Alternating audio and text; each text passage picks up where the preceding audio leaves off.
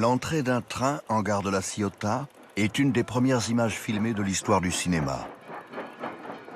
Si les frères Lumière qui inventent le cinématographe en cette fin de 19e siècle ont choisi le train à vapeur, c'est parce qu'il est le symbole le plus impressionnant d'une France bouleversée par la révolution industrielle. Un basculement violent, définitif, d'une société à 80% rurale vers une société de la machine et de la vapeur.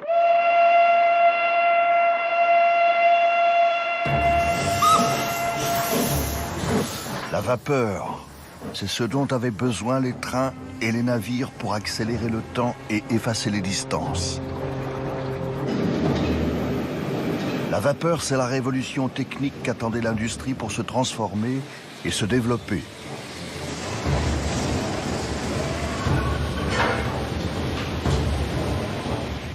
Mais pour produire autant de vapeur, il faut de l'énergie. Cette énergie, c'est la houille. Ce charbon de terre qui vient remplacer le charbon de bois traditionnel, devenu insuffisant pour accompagner la mutation en cours. La France doit donc impérativement trouver du charbon de terre dans son sous-sol afin de produire les millions de tonnes de houille dont le pays a besoin chaque année. Cette révolution du charbon est financée par les capitaux de la bourgeoisie des villes. Les Parisiens investissent dans les mines de Carmaux dans le Tarn et de Decazeville dans l'Aveyron. Les Lyonnais dans celles de Saint-Étienne dans la Loire, les Marseillais dans les mines de Gardanne dans les Bouches-du-Rhône et d'Alès dans le Gard. Quand les patrons de la puissante industrie textile du Nord investissent massivement dans les exploitations houillères d'Anzin et de Lens dans le Pas-de-Calais. Des dizaines de milliers de paysans quittent l'exploitation des champs et rejoignent les mines de charbon. Les fosses qui se creusent sur tout le territoire voient naître une classe ouvrière qui s'apprête à transformer la vie économique et sociale du pays.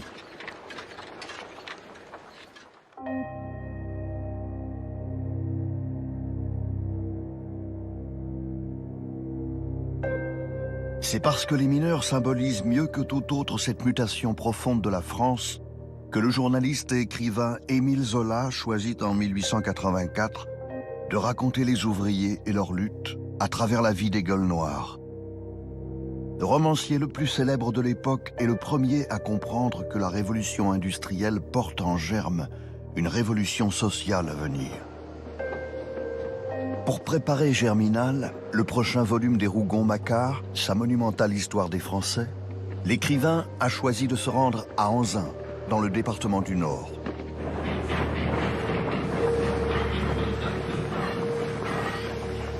La compagnie d'Anzin, ce sont 30 puits, 1 million de tonnes de charbon extraits chaque année, 34 machines, 1700 chevaux et 12 000 mineurs de fond.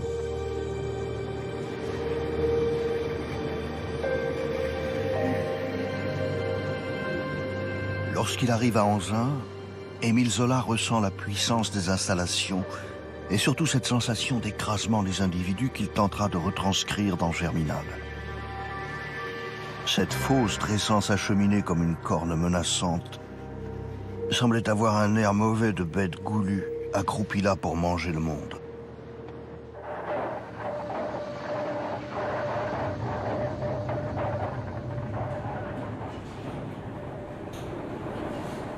Émile Zola exige de descendre au fond de la mine.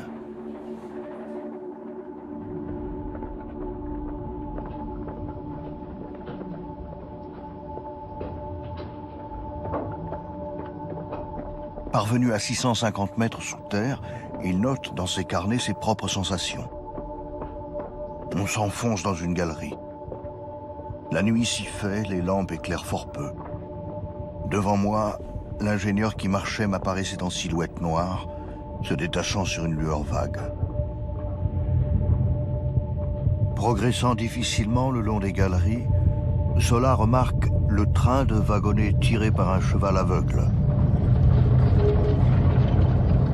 Dans la poussière de charbon, la chaleur et l'angoisse, Zola avance jusqu'aux veines les plus étroites, là où, comme il l'écrit, il faut se traîner à 4 pattes pour atteindre les mineurs qui ont rampé dans un boyau d'à peine 80 cm. Le journaliste en fera une description poignante dans Germinal. Allongé sur le flanc, il n'avait qu'une idée, compléter un gros nombre de berlines. À mesure que la journée s'avançait, l'air s'empoisonnait davantage. Eux, au fond de leur trou de taupe, sous le poids de la terre, n'ayant plus de souffle dans leur poitrine embrasée, tapaient toujours.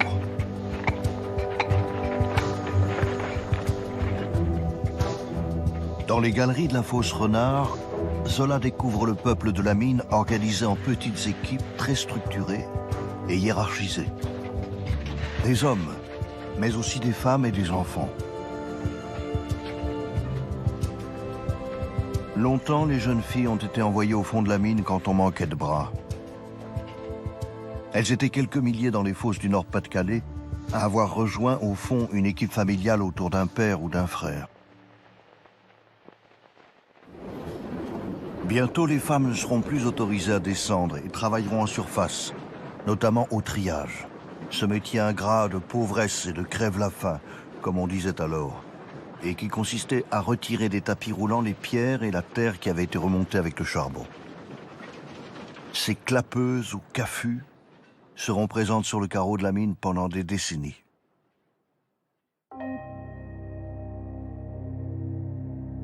Les enfants que Zola croise le long des galeries, ce sont des galibots, qui signifie polisson en patois du Nord. Les enfants qui ont pu descendre très jeunes au fond des puits, parfois dès l'âge de 7 ans. Attelés au chariot rempli de charbon, dans des galeries étroites, ils devaient traîner ou pousser le précieux minerai. C'étaient les jeunes galibots qui devaient porter les paniers de charbon tout au long des échelles de plusieurs centaines de mètres qui remontaient vers la surface.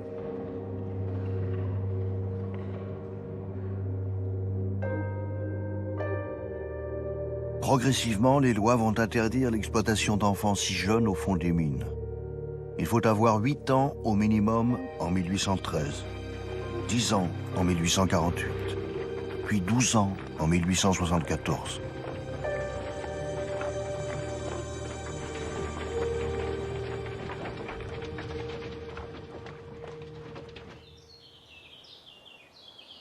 Des galibots, ces apprentis mineurs, il y en aura toujours au fond de la mine.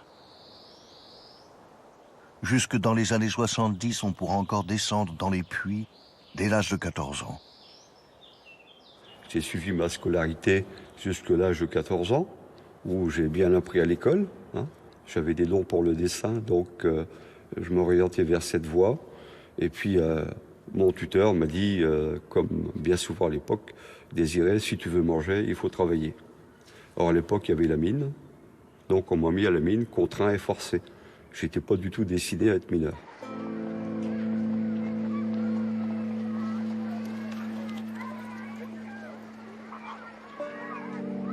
On mange de la mine à table, on mange de la mine toute la journée.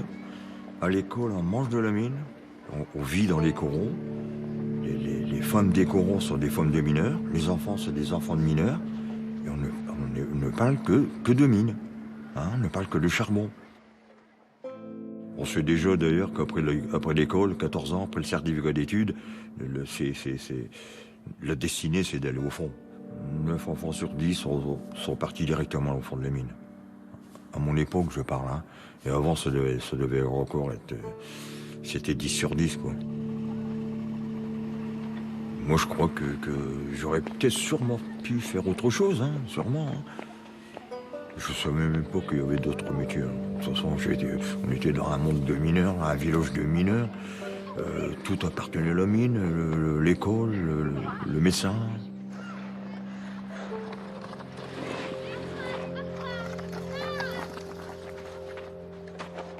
Mon père, lui, était mineur.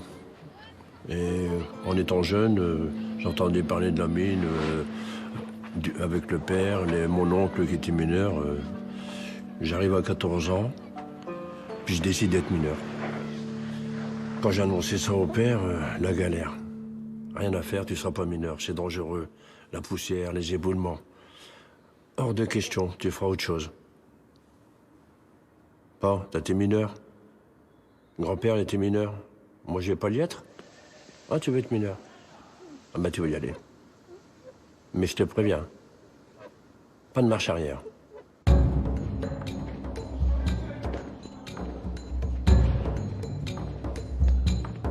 Tu arrives à la lampisterie où on t'équipe d'une lampe, lampe à chapeau, sur une barrette, mettre un casque. Et puis les moniteurs prenaient 1 ou 2 galibots sur leur protection pour aller gagner la descente à la cage.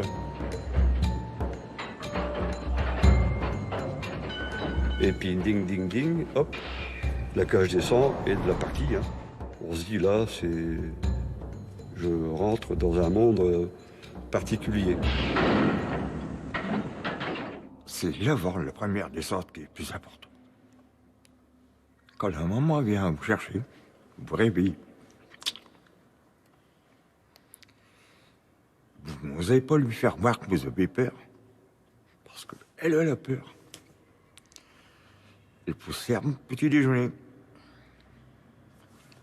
Elle vous donne votre musette. Elle vous accompagne à la porte.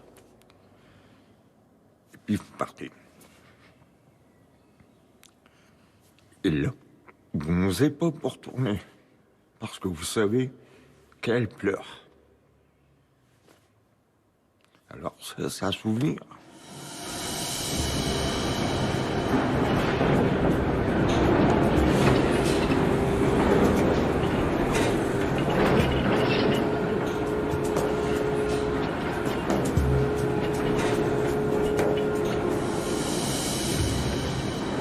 « 14 ans et demi, ma première descente.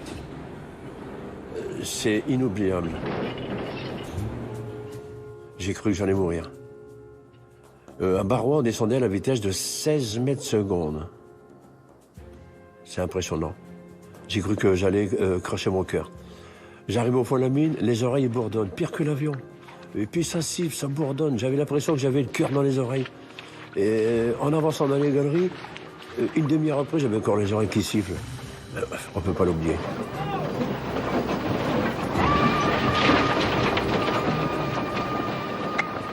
J'arrive au fond de la mine, on arrive sur le lieu de travail, j'entends le bruit des marteaux-piqueurs. Qu'est-ce qui se passe? C'est quoi ce bruit? Il dit c'est le bruit des marteaux-piqueurs.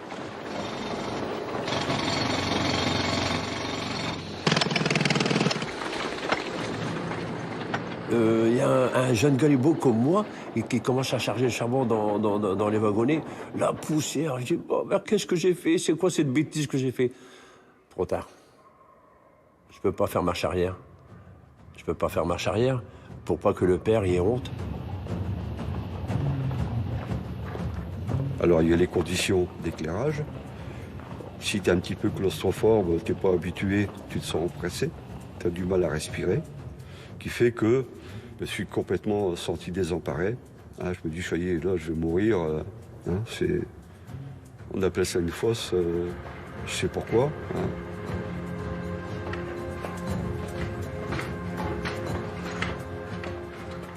Et puis la remontée, c'était un peu une délivrance, hein, parce que j'allais quitter cet endroit cauchemardesque. Hein.